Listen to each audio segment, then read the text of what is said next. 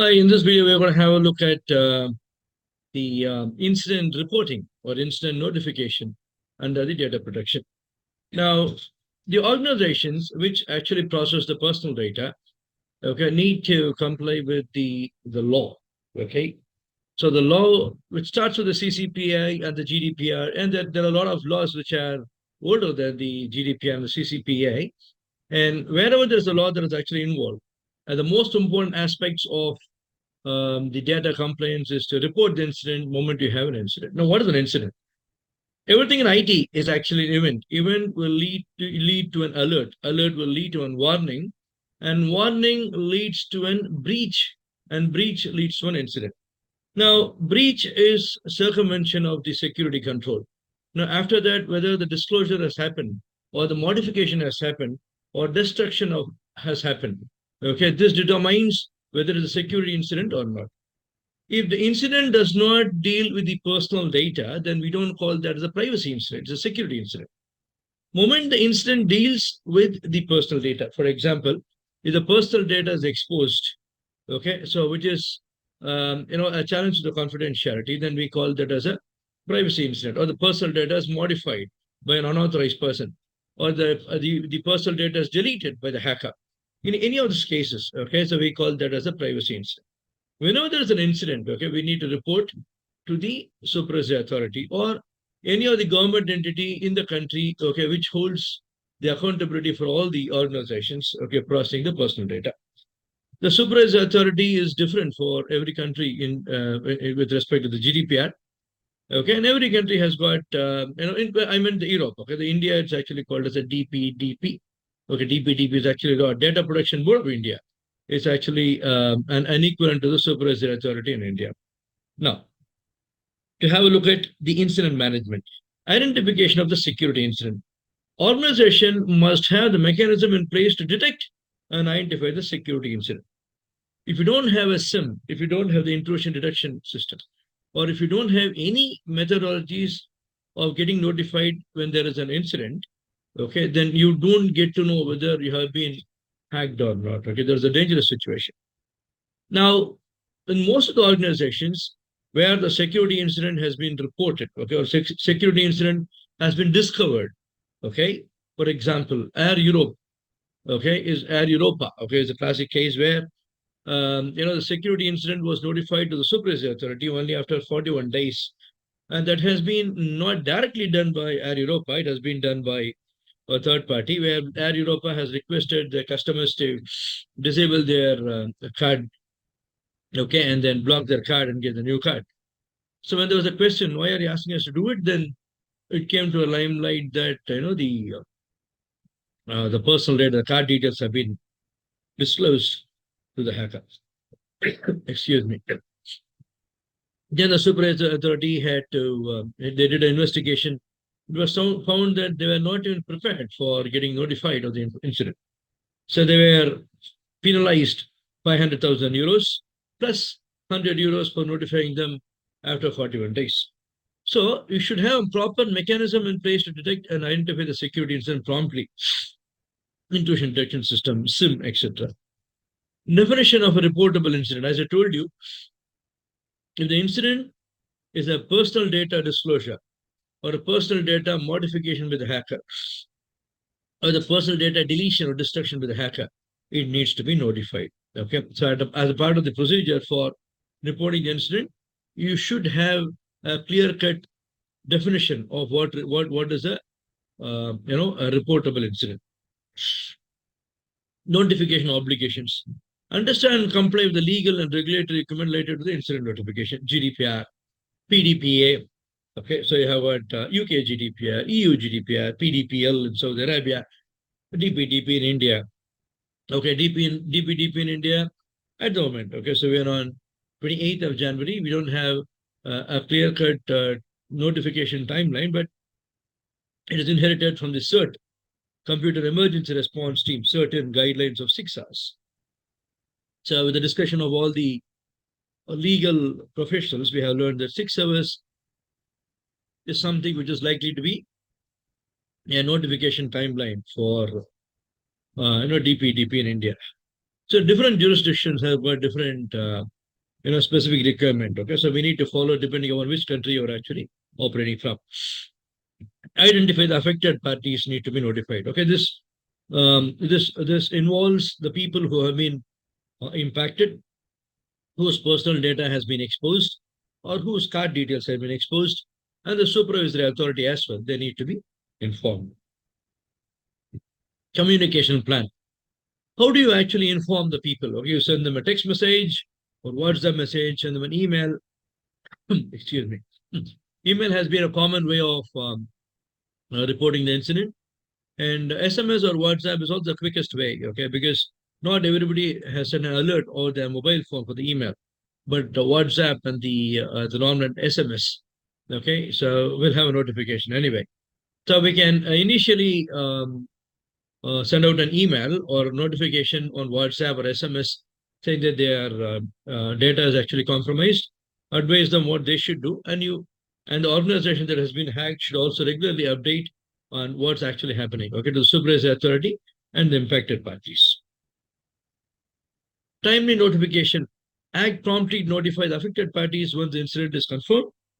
Okay, and also tell when can they expect the incident to be resolved. Okay, content of the notification. We're going to have a look at the ICOU case, okay, the reporting format once after this presentation.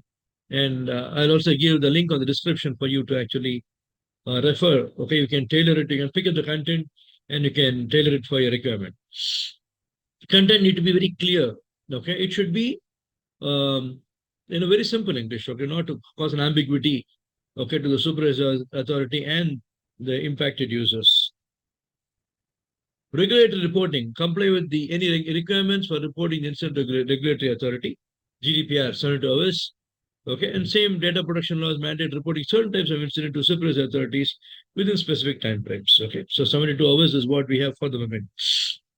In case of any criminal activity that's actually involved, cooperation with the law enforcement agencies is really required, and because then it will trigger a digital forensic team to come in and then investigate how exactly things have actually happened so that you can prevent them in the future.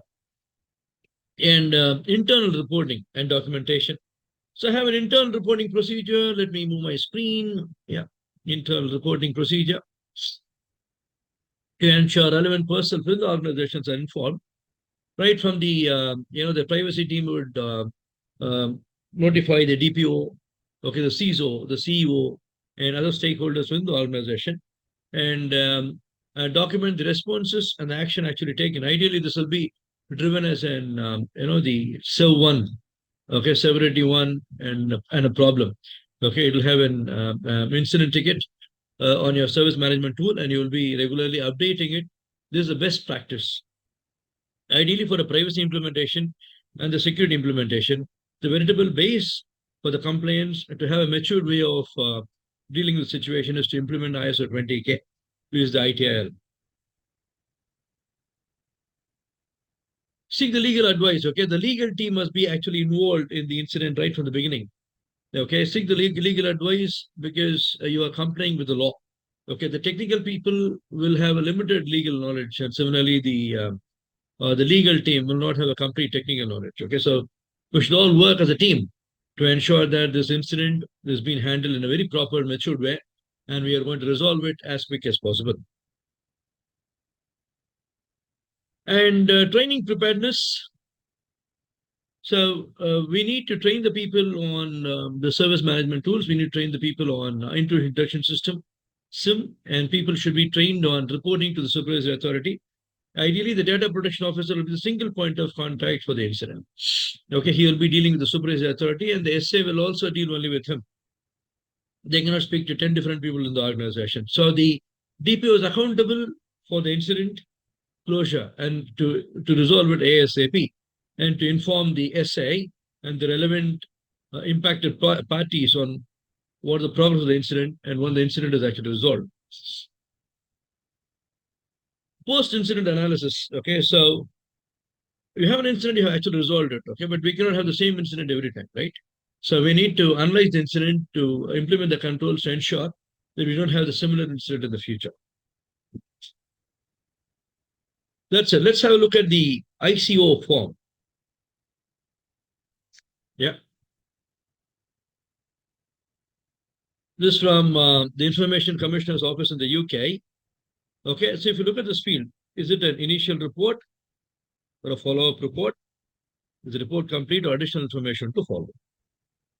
Reason to report. I consider the incident meets the threshold to report. I do not consider the incident meets the threshold to report. However, I want you to be aware of it.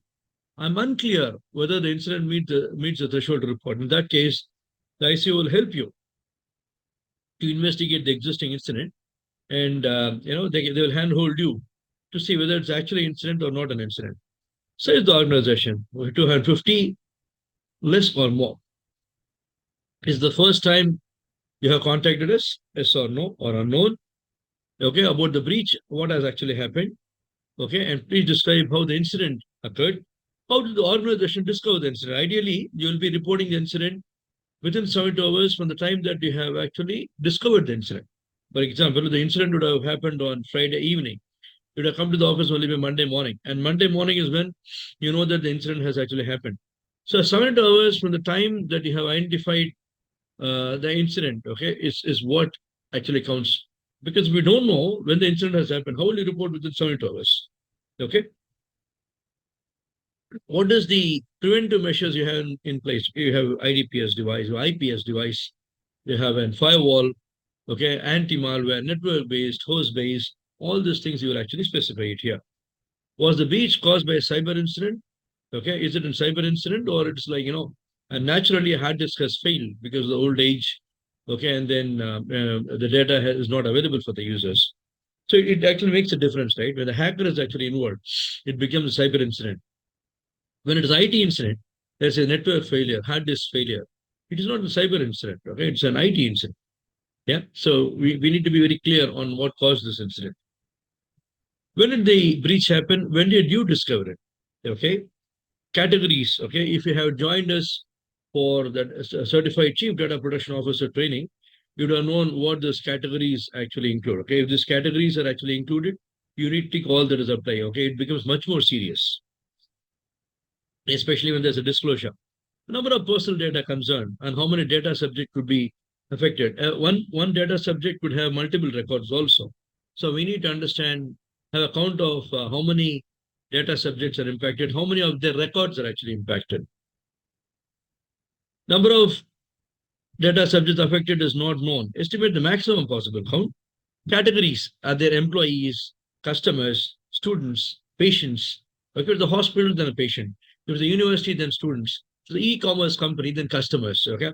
So the categories of the data subject affected, okay, needs to be specified here. Describe any detriment to an individual that has risen so far, or any detriment you anticipate may rise in the future. Is the personal data breach likely to result in a high risk to data subject? Okay, for example, is a political opinion, okay, or if it's sexual life, okay, which is the special category, okay, that will definitely cause a bigger damage to the data subject, okay, if not controlled properly. Recovery time, we have successfully recovered, okay, on the first option. We have determined that we are able to restore all the personal data. We have determined that we are unable to restore the personal data to the same state. It was shortly prior to the incident and the backup fate. Okay, so there could be a lot of reasons, okay, for you to have successfully restored the personal data or not able to restore the personal data. So there are a lot of terms, okay, maximum tolerable downtime, recovery time objective, recovery point objective, work recovery time. All this together will help you to plan, okay, your data restoration. Okay, and as the head of the had the staff member involved in this breach received a data protection training in last 2 years? Yes, no. Describe the data protection training you have provided. You could be a certified data protection professional from BCII or certified data protection officer from BCII. Okay, you can actually mention it here. Okay, and if there had been a delay in reporting this breach, and what is the reason for it? And taking action. Have you taken action to contain the breach or limits its impact? Okay, it's a part of your security incident management or privacy incident management cycle. Please outline any steps you have taken to prevent the recurrence. Okay, so ideally, this incident has happened. What is that you have actually taken to ensure that this will not crop in again? Okay, the post-incident analysis is what we discussed as a part of the presentation. Okay, you have to specify it here. Describe any further action you have taken or proposed to take as a result of the breach. Okay, it could be technical or administrative. Okay. Have you told the data subject about the breach? Yes or no, and the reason for it? And have you told, are you planning to tell any other organization about the breach, especially if you're a processor or sub-processor, the controller needs to be notified. Okay, or your vendors. If the vendors are, because the employee details. Okay, you might have the vendors, consultants, and the employee details in the organization, and there's a breach. You might need to inform the vendor organization as well.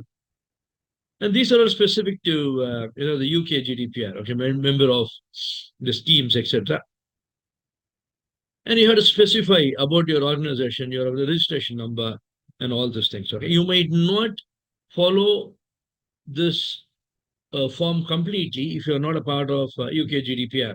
Okay, you might have this as a reference, and you might create your own personal data breach notification form. No problem. Okay, so you can also use this form as one of the inputs to prepare your own form. Okay.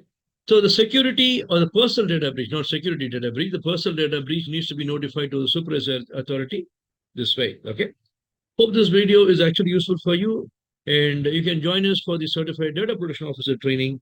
Okay, learn more about your data privacy to get certified as a certified Chief Data Protection Officer.